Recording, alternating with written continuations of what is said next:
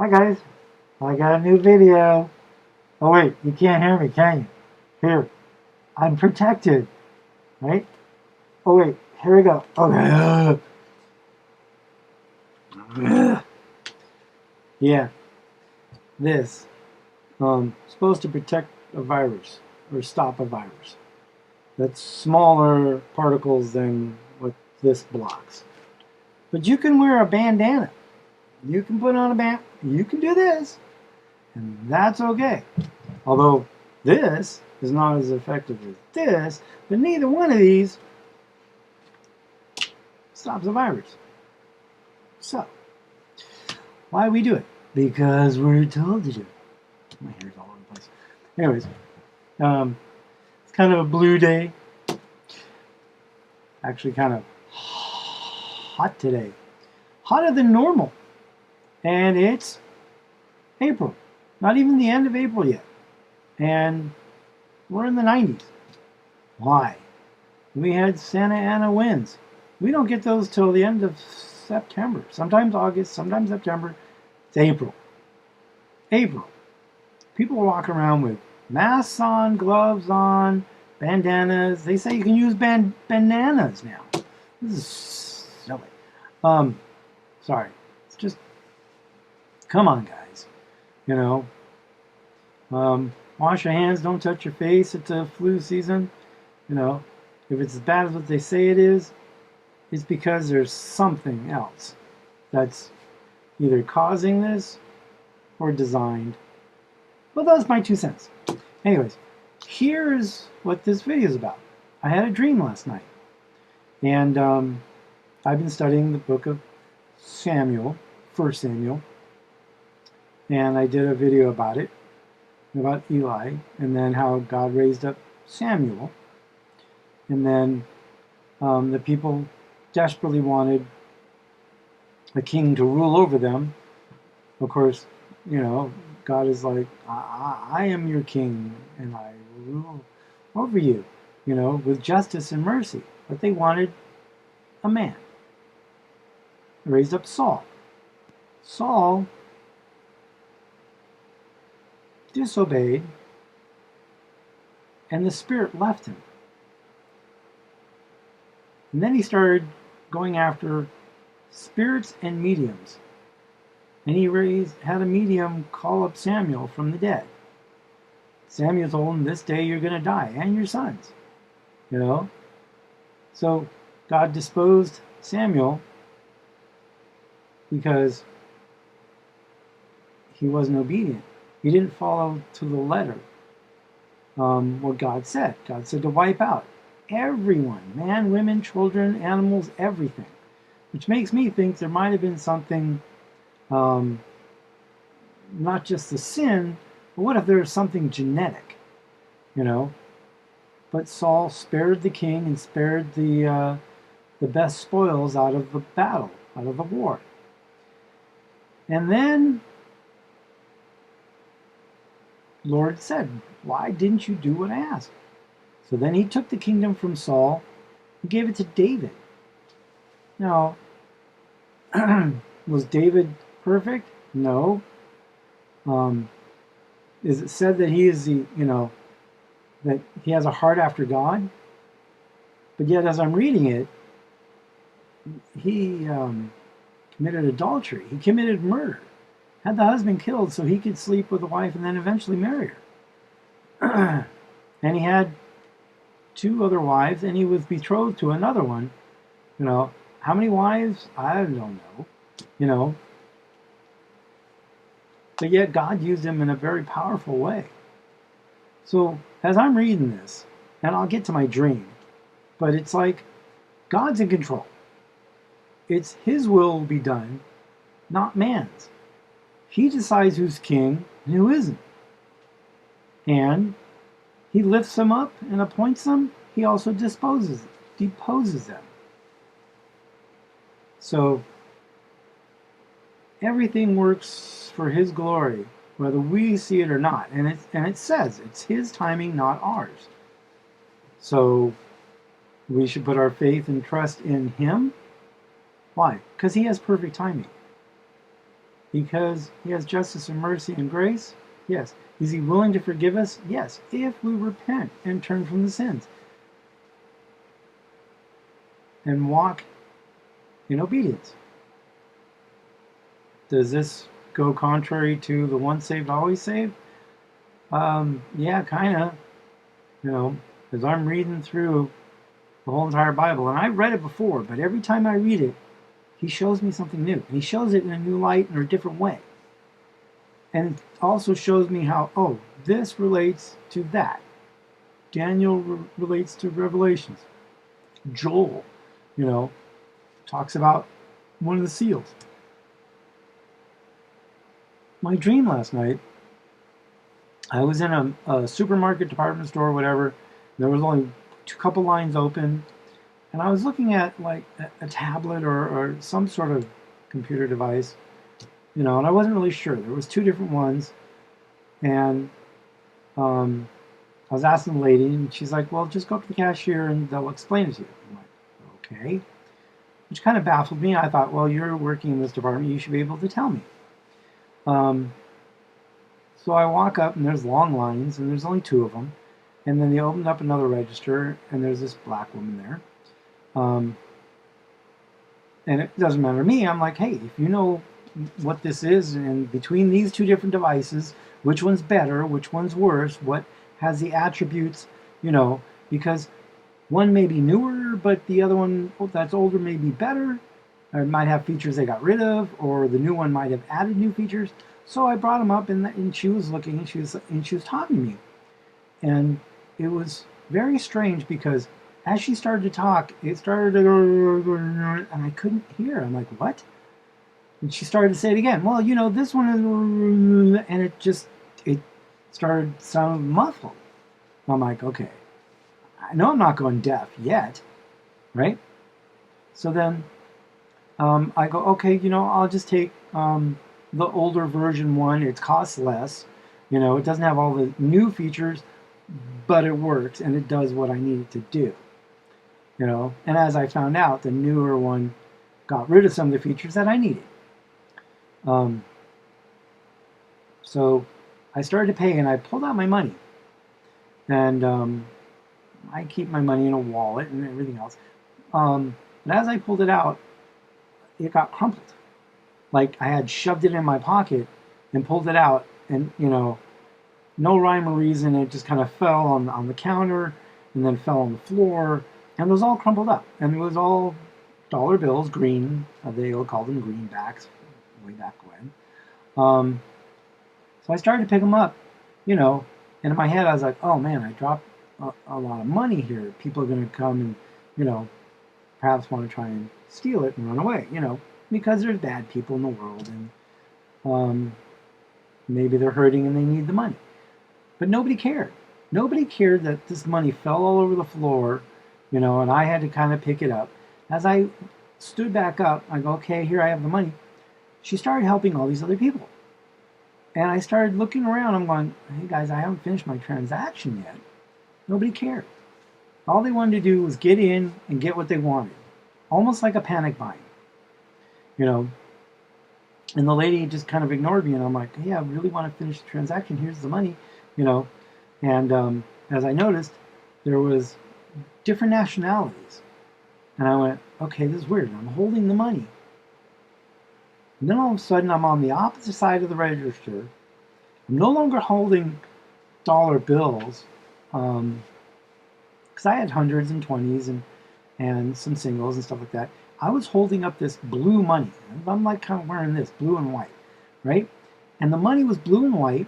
It had all this details on it, and I noticed details. And I look at it, and it's smaller than a normal dollar bill. Almost like Monopoly money size, maybe a little smaller. Which I thought, wow, that's weird, because it was only like this by that. It was long, thin, and narrow, and small. Almost reminded me like a Disneyland ticket, where you had the A, B, C, and D, and E, right? And each letter put you on a group of rides. And the E-tickets were always worth the most. Everybody wanted those because those were either the best rides or you could use that ticket anywhere in the park. And so this kind of felt like, when I looked at the dollar bill, I don't know what if it was a dollar or a world currency or it was a ration ticket, but it was blue and white, and at the top it had all these symbols on it, and I recognized, like, wait, there's a yen, a yuan, there's the euro, the euro, there was a Bitcoin on it, and they were all on one. And at the very end, there was a small little holograph that had numbers on it. And I had a bunch of them, all right? And it was like $3, $7, one was $230, I think 65 or 265, I don't remember exactly, but I saw the little numbers printed.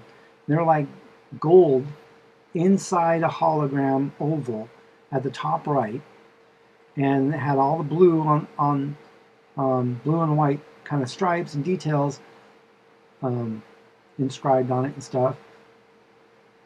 And I'm like, okay, I have these. What do I do with these? So I looked and I went, oh, well, this is the one. This should work, for the same amount of dollars that I had.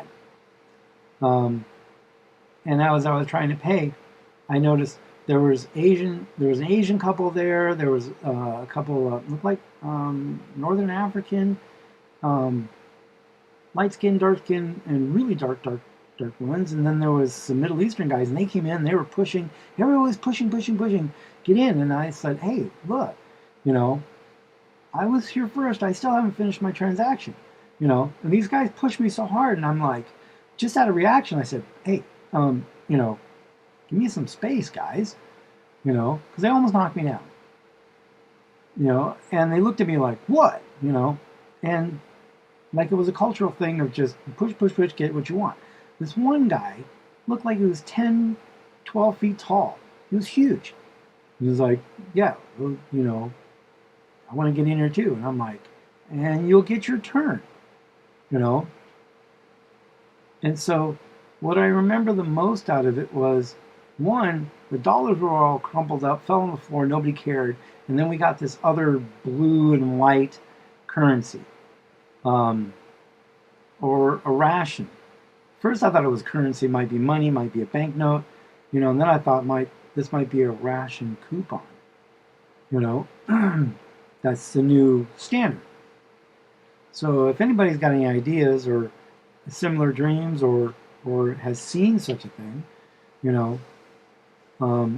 I did hear at one point last year that they were going to do a federal, a Fed coin like Bitcoin, or they were going to come out with a new federal dollar just for the inside the United States, and then one for international. I don't know, but I know this was the dream.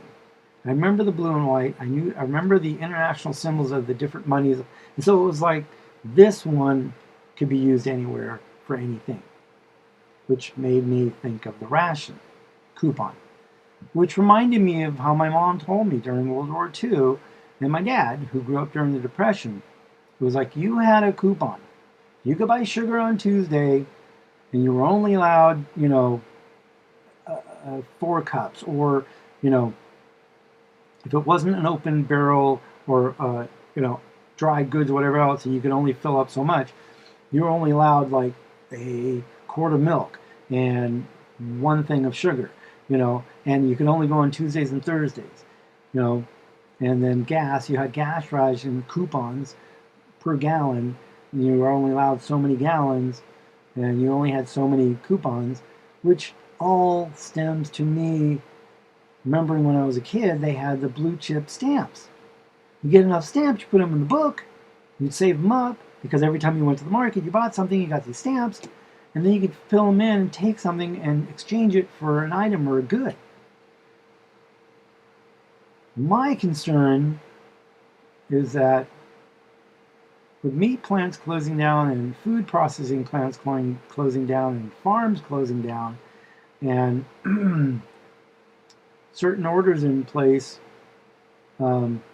passed in previous administrations or years, are we ever going to bounce back from this? A lot of people are hoping that this will get lifted. and it'll go away, and it was just a oops. Where I see this as, this was a testing. See the reactions, to see how they could do, see what's up. So if this dream means anything, it tells me that, one, that Father is in charge, and he will raise up and he will take down. He will allow some things that don't make sense, like why crash the global economy, because it sets the stage for the next event. You have to close a door in order for one to open. When Noah was in the ark, God himself closed the door, but he told Noah to go into the ark and wait 7 days, and then he will close the door. And he did. Then it was 40 days of rain and 40 nights. And then it lasted 150 days, right? And somehow I see after 40 days and 40 nights, there's a 10-day something, right? Which reminds me of in Revelations, one of the churches being told. And then, the 150 days, which is also 5 months, which is Revelations, where the scorpions or whatever are allowed to torment men, but they're not allowed to die, And so then Noah, after the 150 days, he released the birds to finally find out that, yes, he's on dry land. And then God told him, hey, here's my rainbow, here's my promise never to flood the earth again. And he says, this is the start of a new year. And Moses was told a different time of the start of a new year. So God's in charge of the fourth day of creation. When he created time, he can start time, stop time, he can change things. Was it Joshua, I think it was, where he had asked God, to stand still, the sun, and, or go back 10 paces. All I know is that, like during the crucifixion, at the 6th watch, or at our noon, it went dark for 3 hours, right? Could that also mean 3 years of the rule of the Antichrist? But he's given 42 months, which is 3.5 years. Well, 3 years is 3, right? And half a year is 6. That's 36. But God says he's also going to cut short the time. So what I got to say is, with everything that's going to happen, that's rolling out like in waves,